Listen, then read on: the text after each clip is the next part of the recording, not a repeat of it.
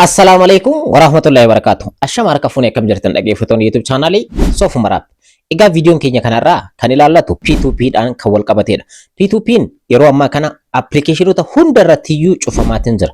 Even appilikeeshina dhiyoo kana isin barsiise P2P sirriitti hojjeta. Parsantii dhibbaa sirriitti hojjetaatiin ture. Wex Crypto kan jedhu isin barsiiseetiin ture. So appilikeeshina kana akkaataa ittiin verify taasiftan, akkaataa ittiin banattan guutuu isinitti agarsiisee jira. Egaa viidiyoon sun erga ilaalamtee nama baay'eedhaan ilaalamtee ergasii immoo salphamatti guyyaa 3 booda mootummaan Itoophiyaadha guutumaan guututti P2P appilikeeshina kanarraa akka haqamu taasiseetiin jira. Dhaabbaticha wajjin waliigaltee taasisuudha. So pilaatfoormiin hundi isaaniitiyyuu jechuun ni danda'ama. P2P yeroo ammaa kana haqaniitiin jiran. Kun maaf ta'ee kan jedhu isiniin dhaqqaba. Lammaffaa immoo P2P irratti of eeggannoo isin gochuu qabdan isiniin dhaqqaba. Amma fakkeenyaaf pilaatfoormii kanarratti kanaan dura asirratti USDT ETB ni jira. Amma asirratti hin jiru. Egaa maallaqoonni biyyoota biraa ni jiran. Kan hunda isaaniitti jechuun ni danda'ama. Kan biyya keenya garuu asirratti pilaatfoormii kanarratti daldaluu hin dandeessan. So almost doolaaraan daldaluu dandeessan malee baankii biyya keenyaatiin daldaluun hin danda'amu. Teelebirriidhaan, Commercial Bank of Itoophiyaadhaan, Awaashiidhaan hin danda'amu. So P2P'n kanaan dura Binance irratti cufamuu isiniif ibsee jira, Bybit irratti cufamuu isiniif ibsee jira, Telegram wallet irratti cufamuu isiniif ibsee jira, Wex amma immoo cufameetiin jira, Bitgate irratti cufameetiin jira, Mex wallet irratti cufameetiin jira. Guutumaan guututti pilaatfoormii hundarraayyuu P2P'n cufameetiin jira. So sababni ittiin cufameef maalidha? Akkanumallee immoo of eeggannoon isin gochuu qabdan 1, 2, 3 jedhee of eeggannoowwan 3 isiniif ibsa. Kana yoo hin godhin hojii onlaayinii kamiyyuu irraa doolaara hojjettan itti fayyadamuu dandeessan. Amma doolaara fudhachuu ni dandeessan, appilikeeshinoota kanneen irratti waaletii banachuu ni dandeessan, Binance banachuu dandeessan, Bitgate banachuu dandeessan, Telegram waaletii banachuu dandeessan, Wex isa amma isin barsiisellee banachuu dandeessan, hunda isaaniitiyyuu akkaawuntii banachuu dandeessan. Garuu immoo P2P'n cufamee jira. P2P jechuun paartuu paariidha.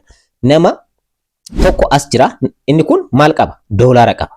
Inni asitti argamu immoo teelebirrii qaba. Baankii ni qaba, karaa baankii hundayyuu ni qaba jechuudha. So namni doolaara qabu kun sistema kanatti fayyadamuudhaan garamitti erga jechuudha. Gara nama teelebirrii irraa akka birrii qabu, qarshii Itoophiyaatiin qabu ni erga. Inni kun immoo garanatti doolaara san isarraa bitateetiin jira waan ta'eef dirqama appilikeeshinii dirqamsiisee maal kafala jechuudha. Kaffaltii kaffalaaf karaa teelebirriitiin baankiiwwan Itoophiyaa keessatti argaman. P2P'n kanuma gabaabinumatti jechuudha. Amma immoo sistema kana cufameetiin jira. Mootummaan Itoophiyaadhaan maaliif cufe?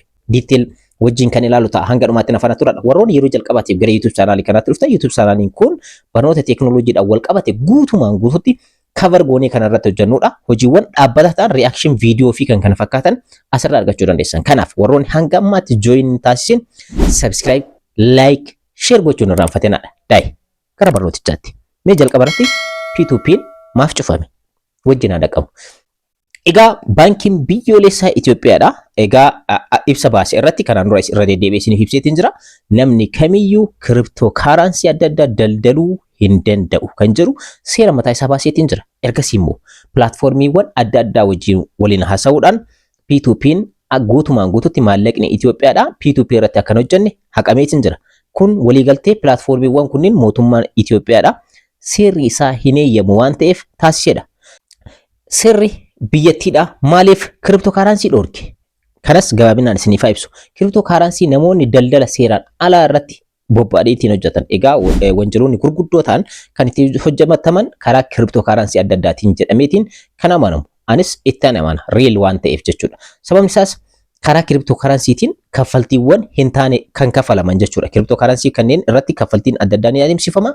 Hojiiwwan hin taane adda addaa kan seeraan ala ni adeemsifama. Kanaanis biyyattii irratti dhiibbaan gahu guddaadha. Karaa poolitikaaliitiin yoo ilaalle jechuudha.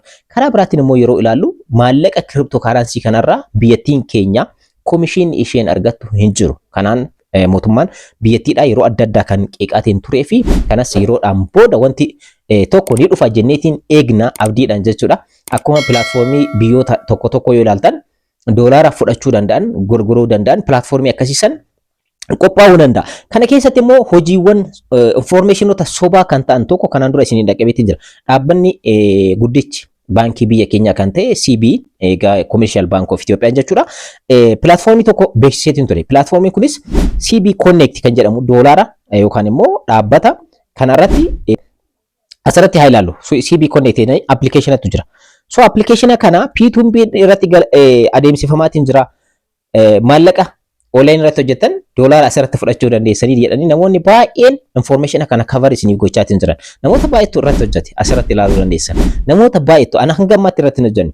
Inni kun CB Connectiin Commercial Bank of Ethiopian kan uume application kana namoonni maallaqa Itoophiyaadhaa kan qaban maallaqa qaban kana gara doolaaraatti application kana irratti salphaamatti akka jijjiirataniif doolaara qaban immoo asirratti application kana irratti akka kaawwataniif biyya alaatii yeroo dhufan ta'uu danda'a. Itoophiyaa keessaallee qarshii Itoophiyaatiin asirratti galfatanii ergasii immoo gara doolaaraatti application kana irratti akka jijjiiramu taasisuu fi kaffaltiiwwan tokko tokko akka ittiin kaffalaman taasisuudhaaf kan qophaa'edha. Malee exchange'iiwwan akka Binance, Bybit, Telegram Wallet fi Mex, Bitget kan jennu kanneen irraa doolaara ni fudhataa miti. Hanga ammatti odeeffannoon an qabu fi real wanti ta'e wanti jiru maalla CB Connectiin exchange'iiwwan kanneen irraa USDT kan jennu jechuudha. USD miti. USDT dha. Currency jechuudha. Crypto currency mataa fi danda'e USDT kan jedhamutu jira. So isa kana fudhachuu hin danda'u hanga ammaatti. Ammaan booda fudhachuu danda'a. So namoonni baay'een namoota kan jaanjessaatiin jiran namoota maaliif akka jaanjessatan naaf garuu baatus CB Connect kanarratti hojii online irraa kan hojjettan fudhachuu dandeessan. Karaa kanaan P2P daldaluu dandeessan. Hin danda'amu. Seera dhorkeedha bara. P2P asirratti exchange'iiwwan irra dhorkee CB Connect irratti ifan baane. Akkaawuntii doolaaraati kan jedhame. Akkaawuntii doolaara irra kaawwattan. Doolaara san yeroo barbaadanitti qarshii Itoophiyaatti kan itti jijjiirachuu dandeessan. Achuma irratti jechuudha. Appilikeeshinuma irratti yoo barbaadan baafachuu kan dandeessan jechuudha qarshii Itoophiyaatiin. Doolaara achirra kaawwachuu dandeessan malee currency kana achirra kaawwachuu hin dandeessan. Kana odeeffannoo kana clear isinii gochuu ni barbaada. Amma immoo of eeggannoo isin gochuu qabdan sadi isiniin haadha qabu. Tokkoffaa cryptocurrency qabdan USDT ta'uu danda'a. Bitcoin ta'uu danda'a. Toncoin ta'uu danda'a. Trezor ta'uu danda'a. USDC ta'uu danda'a. Currency qabdan kamiyyuu kan hojii online irraa hojjechuudhaan qabdan guutumaan guututti cryptocurrency kanneen exchange keessan irra kaawwadhaadha. Binance irra, Bybit irra, Telegram ta'uu danda'a.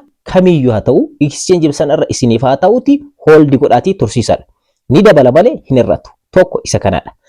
Lammaffaa immoo namoonni ni gurguradhaan dirqama maallaqa kana ni barbaada warroonni jettan hold gochuu warroonni dandeenye.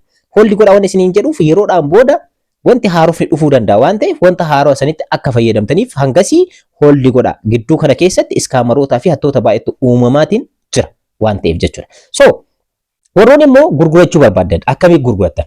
P2P'n cufamee jira. So direct amma argitan yoo ta'e mee message kana dubbisaadha.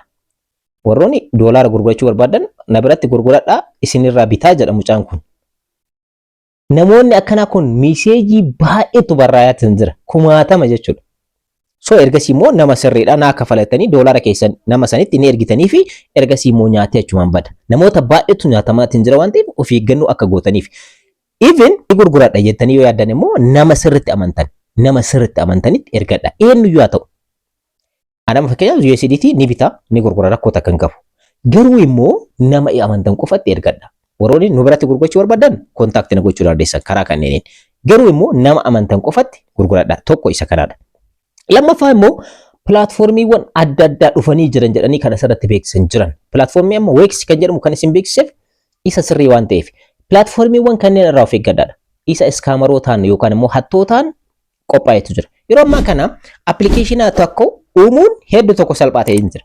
Google Pay'dhaan yoo kan kaffaltu taate yookaan immoo Mastercard'dhaan yoo kan kaffaltu taate salphumatti Google irratti update ni ta'a. Appilikeeshina tokko uumtanii jechuudha.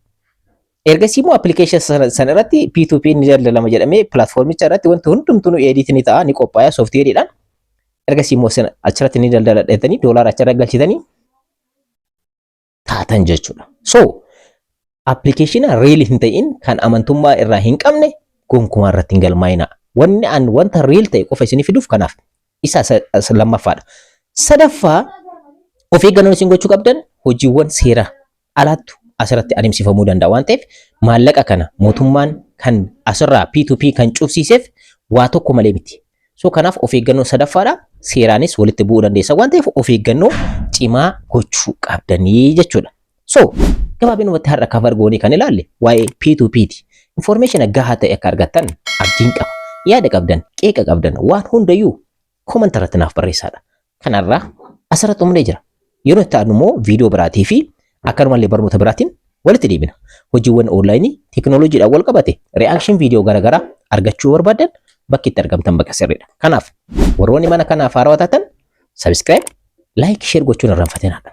Yaada keessan hedduu nu qarqaara waan ta'eef komanti godhaa. Kanarraa asirra xumuree jira. Yeroo itti aanu viidiyoo biraatii walitti deebina. Hangasitti nagahaan naa jiraadha.